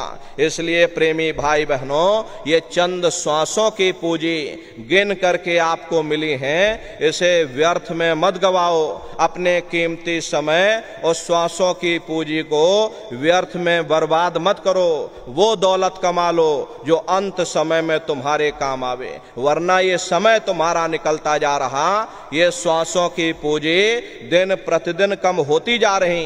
एक समय ऐसा आएगा ये बुलबुला तुम्हारा फूट जाएगा, न जाने दोबारा ये मनुष्य शरीर मिले ना मिले, भटकते रह जाओगे युगों युगों के लिए नरकों और चौरासियों में। इसलिए प्रेमी भाई बहनों, अहो भाग्य है आपका, आपको ये मनुष्य शरीर मिल गया। इस मनुष्य रूपी मंदिर में बैठ करके वो आत्म धन कमा लो, वो रूहानी खजाना कमा लो, जिससे तुम्हारी जीवात्मा का कल्याण हो जावे। तो सुमरन, ध्यान और भजन नित्य नियम से आप लोग करिएगा और सभी लोग शाकाहारी रहना, क्योंकि हमारे गुरु महाराज ने शाकाहार पर विशेष जोर दिया। गुरु महाराज हमारे कहते थे, ये बच्चे बच्चियों तुम लोग शाकाहारी रहना, शाकाहार का प्रचार करते रहना, इसी से देश और दुनिया में भारी परिवर्तन होगा। हरे नर नारियों, परिवर्तन कोई कानून बनाने से नहीं होता, परिवर्तन कोई आंदोलन करने से नहीं होता, परिवर्तन कोई तोड़फोड़ करने से नहीं होता। परिवर्तन तब होता है जब लोगों के विचार बदलते हैं, लोगों की भावनाएं बदलती हैं, और विचार जब बदलेंगे जब लोगों का खान पान शुद्ध होगा। देसी कहावत है, जैसा खाए अन्न वैसा होए मन। जब इंसान पशुव्रती भोजन करेगा तो उसकी बुद्धि स्वतः ही पशुओं जैसी हो जाएगी, सोच विचार उसका चिंतन स्वतः ही पशुओं जैसा हो जाएगा। फिर जिस शराब के नशे में माँ बहन बेटी की पहचान खत्म हो जाए, उस शराब को पी करके यह कैसे पता चलेगा कि क्या अच्छा और क्या बुरा है। यही कारण है कि आज घर समाज में ये दुनिया भर के अत्याचार और दुनिया भर के व्यभिचार फैले हुए। अरे हम लोग मंदिर बनवाते हैं, उन मंदिरों में नहा धो करके जाते, कहते भाई परमात्मा के रहने की जगह है, हमको नहा धो करके जाना चाहिए, फूल अगरबत्ती ले जाना चाहिए। कोई उन मंदिरों में कूड़ा कचड़ा नहीं डालता। अगर कूड़ा कचड़ा डालोगे तो आपस में लाठियां चल जाएंगी। फिर ये जो हरि मंदिर है, ये पंच भौतिक शरीर, जैसे महात्माओं ने हरि मंदिर कहा, इसमें तुम हाड़ मांस के लोथड़े डालते हो, इसमें तुम शराब के कतरे डालते हो। अपने बनाए हुए मंदिर की आप कद्र करोगे और परमात्मा के बनाए हुए इस हरि मंदिर को तुमने जीते जी कब्रिस्तान बना दिया तो सख्त सजा मिलेगी। अरे महात्माओं ने लिखा है कि तिल भर मच्छी खाई के कोट गौ दे दान और काशी करवट जा मरे निश्चय नरक निदान। यदि तिल भर भी मच्छी खा करके फिर चाहे कोटान कोट गौओं का तुम दान करो और काशी में जा करके मत्था रगड़ते रगड़ते अपनी पूरी जिंदगी वहां पर गुजार दो, फिर भी तुमको तुम्हारे गुनाहों की सजा मिलेगी, कोई बच नहीं सकता। क्योंकि एक कर्म भूमि है, यहाँ तुम जैसा कर्म करोगे वैसा फल तुमको मिलेगा। देखिए इस कर्म भूमि पर कृष्ण भगवान तक नहीं बच पाए। उस समय बाली को छिप करके बाण मारा, वही बाली कृष्ण अवतार में बहेलिया बन करके आ गया। कृष्ण भगवान के पैरों में पद्म चमकता था, हिरण की आंख समझ करके और बहेलिये ने निशाना मार दिया। जब पास में आकर के देखा कृष्ण भगवान थे, अफसोस करने लगे। लेकिन कृष्ण भगवान ने उसको समझाया कि भाई इसमें तुम्हारा कोई दोष नहीं, उस समय हमने तुमको मारा, आज तुमने हमको मार दिया, हमारा तुम्हारा अदला बदला पूरा हो गया। कर्म प्रधान विश्व रच राखा, जो जस करे सो तस फल चाखा। ये कर्मों का ऐसा देश है, यहाँ तुम जैसे बीज बोगे वैसे ही फसल काटोगे। इसलिए प्रेमी भाई बहनों, आपसे हमारी प्रार्थना है कि आप लोग शाकाहारी रहिएगा। अरे तरह तरह की बीमारियां जो आज के समय में आ रही, इसका मुख्य कारण एक ही है कि लोगों का खान पान गंदा हो गया।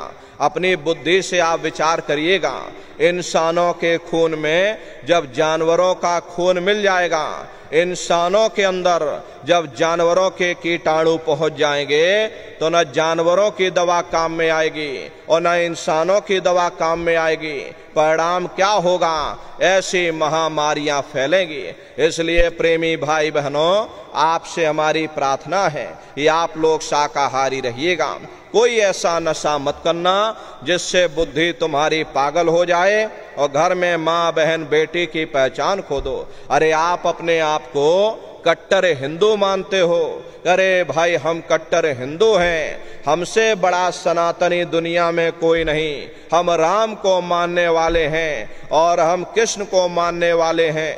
अरे आप राम को मानते हो और आप कृष्ण को मानते हो तो उनके आदर्शों पर भी चलना सीखो। राम ने कभी नहीं कहा कि तुम मांस खाओ, या कृष्ण ने कभी नहीं कहा कि तुम शराब पियो। जितने देवी देवता अवतार हुए सभी यही कह करके गए कि अहिंसा परमो धर्मा। प्रेमी भाई बहनों, अगर हमने किसी को बनाया नहीं तो मिटाने का अधिकार हमारे पास नहीं। अरे आप इंसान हो, इंसान का काम है दया करने का, दया धर्म का मूल है। इसलिए आप जीवों पर रहम करो, रूहों पर रहम करो। सभी लोग शाकाहारी रहना, शाकाहार का प्रचार अपने अपने क्षेत्रों में बराबर आप लोग करते रहिएगा। अरे सतयुग कैसे आएगा? राम राज कैसे आएगा? राम राज कोई भाषण देने से नहीं आने वाला, राम राज कोई नारा लगाने से नहीं आने वाला। राम राज जब आएगा जब आप धर्म का प्रचार करोगे, और धर्म का प्रचार करने की जिम्मेदारी हम सभी प्रेमी भाई बहनों की है, क्योंकि हम सभी लोग अपने गुरु के जलाए हुए चिराग हैं। अगर एक एक चिराग एक एक गांव में पहुंच जाएगा, ये पूरा गांव प्रकाशवान हो जाएगा, ये पूरा समाज प्रकाशवान हो जाएगा। गुरु महाराज के संदेशों को जन जन के बीच में पहुंचाने की जिम्मेदारी हम सभी प्रेमी भाई बहनों की है। गुरु महाराज हमारे कहकर गए कि बच्चा गांव गांव में तुम भजन केंद्र की स्थापना करो, गांव गांव में सत्संग होने लग जाए, गांव गांव के लोग शाकाहारी हो जाएं, गांव गांव के लोग सदाचारी हो जाएं, गांव गांव के लोग चरित्रवान हो जाएं। आंखों में माँ बहन बेटी की पहचान कायम हो जाए, जब हमारा गांव बदल जाएगा, ये पूरा समाज बदल जाएगा, निश्चय ही कलयुग में सतयुग आ जाएगा। इसलिए प्रेमी भाई बहनों, धर्म के प्रचार में आप सभी लोग अपना अपना योगदान दीजिएगा। देखिए, हमारे गुरु महाराज परम संत बाबा जय गुरुदेव जी महाराज ने एक अच्छे समाज के निर्माण के लिए, चरित्रोत्थान के लिए, लोगों को शाकाहारी और सदाचारी बनाने के लिए 116 वर्ष की आयु तक अथक मेहनत और परिश्रम किया। हमारे गुरु महाराज ने अपने गुरु की याद में मथुरा आश्रम पर इतना विशाल मंदिर बनवाया।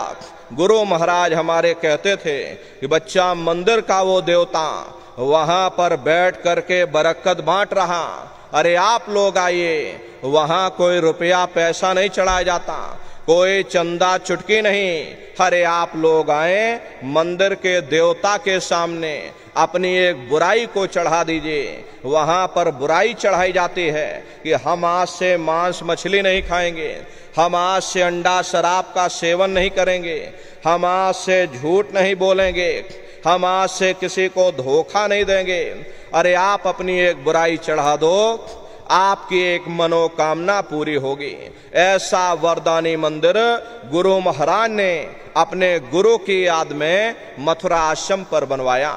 उन्हीं की याद में ये पावन भंडारे का कार्यक्रम 20 दिसंबर से और 24 दिसंबर तक मथुरा आश्रम पर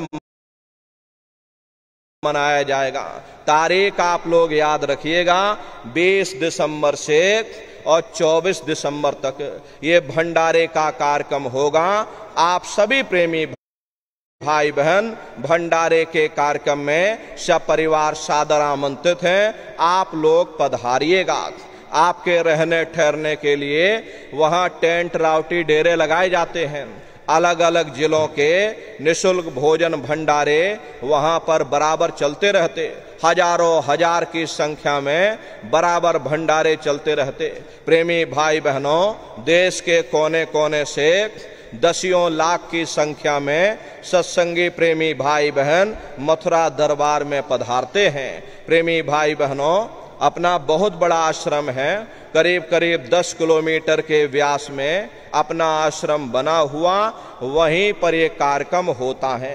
अपने आश्रम पर गुरु महाराज की एक छोटी सी गौशाला भी है। गुरु महाराज के पास में कुल 2 गाय थी। 2 गायों का इतना बड़ा परिवार है कि आज के समय में करीब करीब 3000 गायें हैं और 3000 के ऊपर सांड हैं। गौशाला अलग है, नंदीशाला अलग है। किसी को बाहर नहीं भेजा जाता, क्योंकि गुरु महाराज हमारे कह कर गए कि बच्चा, इनको यहीं रखना, यहीं सेवा पानी करना। अगर बाहर भेज दोगे लोग मार देंगे, काट देंगे।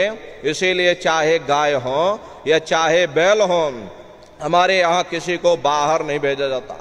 गायों के लिए अलग से गौशाला है और सांडों के लिए अलग से नंदीशाला है। उसी के बगल में अपना एक बहुत बड़ा विद्यालय भी है, जिसमें करीब प्रेमी भाई बहनों 2,500 से 3,000 बच्चे निःशुल्क विद्या अध्ययन करते हैं। कॉपी किताब पढ़ाई लिखाई बिल्कुल निःशुल्क है। उसी के बगल में अपना बहुत बड़ा अस्पताल है। आप पधारिएगा। प्रेमी भाई बहनों, ये भंडारे का कार्यक्रम 20 से 24 दिसंबर तक होने जा रहा। इस भंडारे के कार्यक्रम में सपरिवार सादर आमंत्रित हैं। आप लोग पधारिएगा। अपने अपने बच्चों को भी साथ में लेकर के आया करिए। हम लोग ये सोचने लगते हैं, अरे बच्चों को क्या करेंगे ले जाकर, ये बच्चे छोटे हैं, अरे इनको घर में रहने दो, इनको पढ़ाई लिखाई करने दो, अभी इनकी पढ़ाई लिखाई की उम्र है। ये सत्संग सुनना, ये भजन पूजा पाठ करना, ये तो हम लोगों का काम है। इन बच्चों को घर पर पढ़ने लिखने दो। प्रेमी भाई बहनों, बस यहीं पर हम आप धोखा खा जाते। अरे पढ़ाई लिखाई जरूरी है, हम ये बात आपकी मानते हैं कि आज के समय में शिक्षा बहुत जरूरी है। अरे हमको भी गुरु महाराज ने पढ़ाया लिखाया, लेकिन प्रेमी भाई बहनों, पढ़ाई लिखाई के साथ साथ अच्छे संस्कार भी जरूरी हैं। और संस्कार कोई एमए बीए की डिग्री करने से नहीं पड़ जाते हैं, संस्कार कोई डिप्लोमा करने से नहीं पड़ते। अगर एमए बीए की डिग्री करने से बच्चों के अंदर संस्कार पड़ गए होते तो हिंदुस्तान में इतने वृद्धाश्रम न खोले गए होते। अरे संस्कार पढ़ेंगे महात्माओं के वचनों से, संस्कार पढ़ेंगे सत्संग के माध्यम से।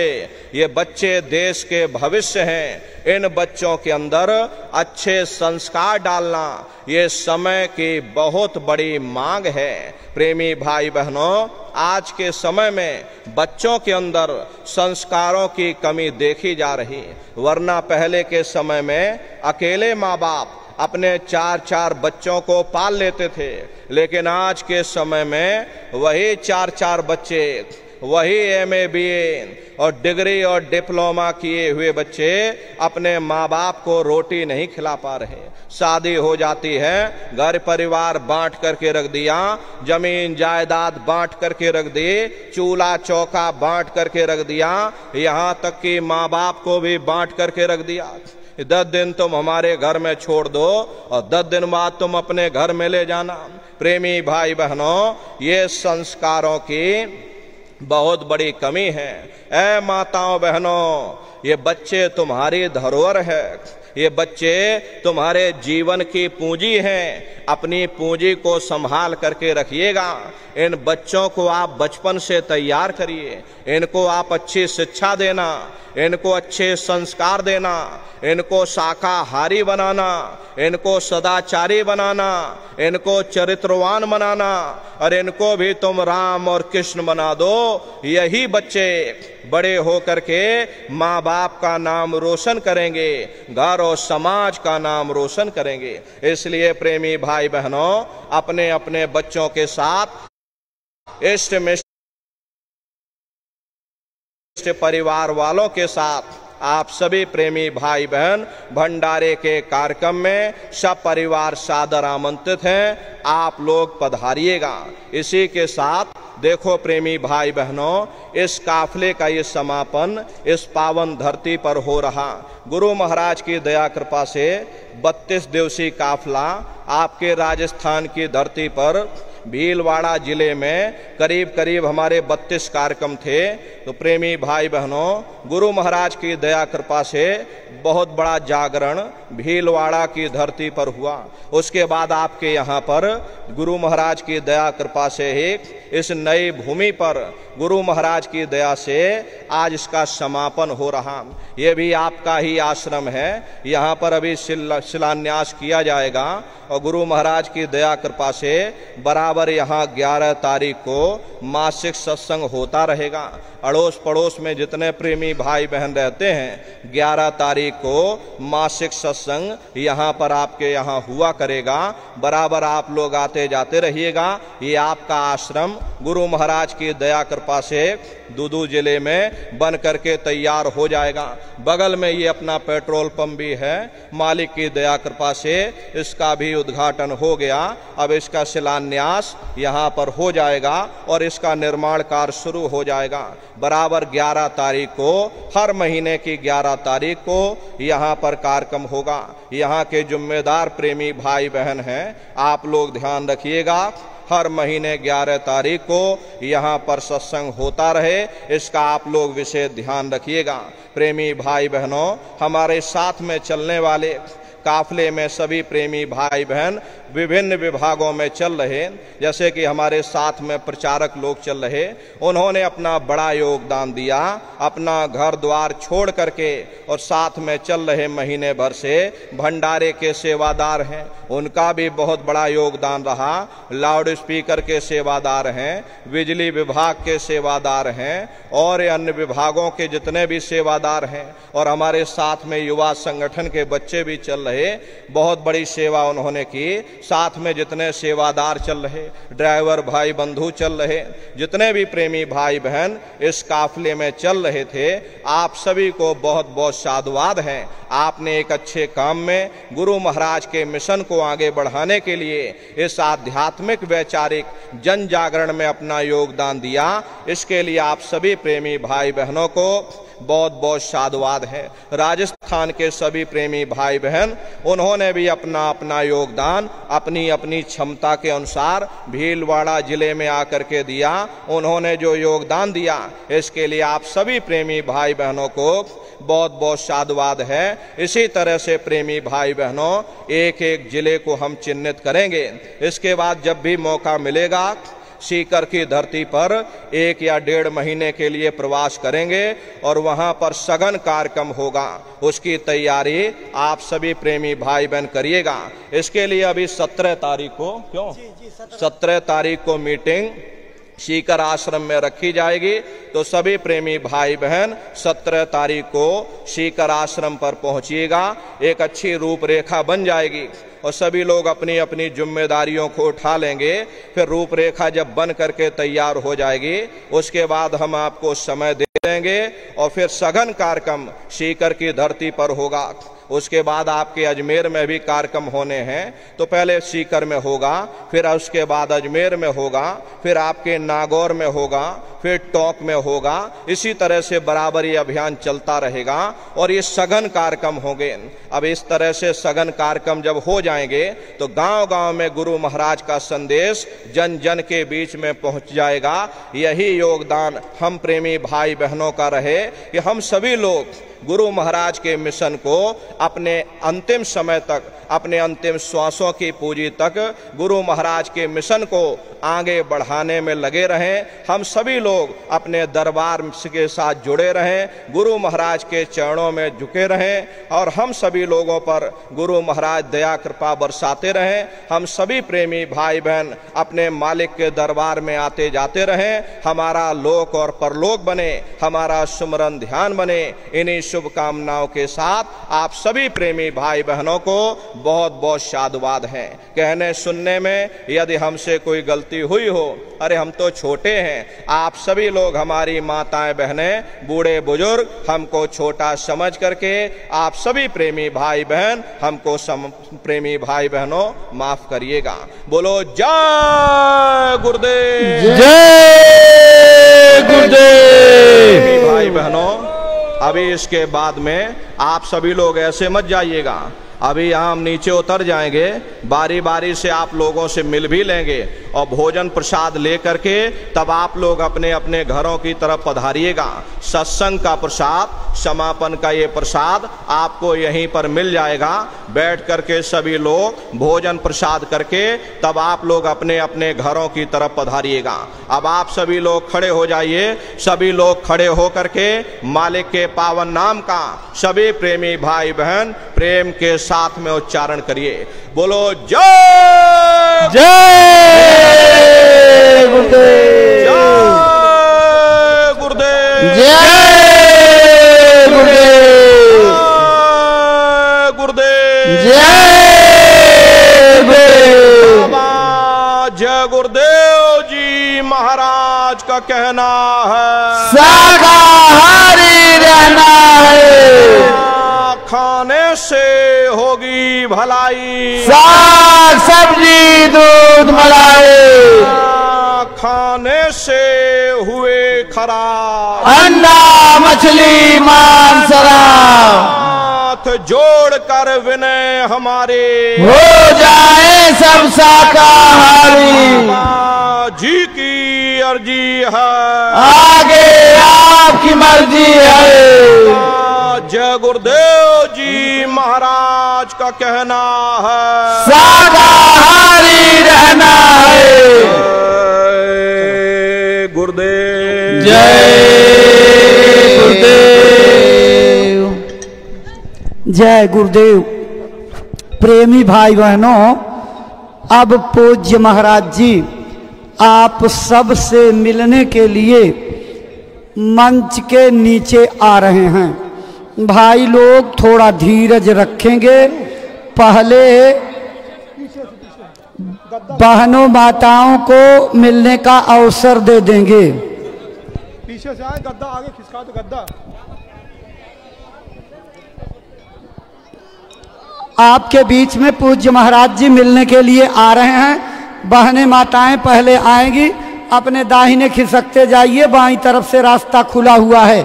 जब आप दर्शन करने के लिए आइए तो अपने कपड़े से, साड़ी या दुपट्टे से अपने सिर को, कानों को, गले को आप ढक करके सुरक्षित रखते हुए तब दर्शन करने के लिए आइएगा। महाराज जी के आगे आने पर आप अपनी सेवा दक्षिणा, भेंट का हाथ ऊपर उठा करके आगे बढ़ा दीजिए। आपकी श्रद्धा को स्वीकार कर लेंगे, आपका हाथ छू जाएगा। नजरों में प्रणाम करते हुए आगे बढ़ जाइए। पूज्य महाराज जी एक एक व्यक्ति से मिलेंगे, आप कोई भी आदमी बचेंगे नहीं। पहले महाराज जी का दर्शन कर लीजिए। दर्शन के बाद जो सत्संग का प्रसाद तैयार है, सभी लोगों के लिए प्रबंध है। इसी पंडाल में आप बैठ करके प्रसाद ले लीजिएगा, लेकिन पहले दर्शन का लाभ ले लीजिए, उसके बाद आपको भंडारे का प्रसाद मिल जाएगा।